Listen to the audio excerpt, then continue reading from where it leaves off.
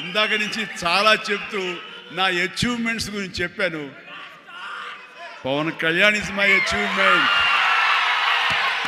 Ram Charan is my achievement, నా ఫ్యామిలీలో ఉండే అందరు బిడ్డలు అందరూ కూడా నా అచీవ్మెంట్. వీళ్ళందరూ చూస్తుంటే ఇది కదా నేను సాధించానని. మొన్న పవన్ కళ్యాణ్ ఇంటికి వచ్చినప్పుడు ఒక మాట అన్నాడు, అన్నయ్య నీకు ఒక మాట అనేవాడికి గుర్తుందా అని. ఏమన్నానరా, మన ఇంట్లో ఇంతమంది మీరందరూ ఉన్నందుకు, నాకు ఈ అవకాశం భగవంతుడు ఇచ్చినందుకు ఇది నాతో ఆగిపోకూడదు. ఒక రాజ్ కపూర్ ఫ్యామిలీలో ఎంతమంది ఎలా ఉన్నారో ఆ రకంగా మరొక రాజ్ కపూర్ ఫ్యామిలీ మన మెగా ఫ్యామిలీ అవ్వాలి అని నువ్వు చెప్పావు.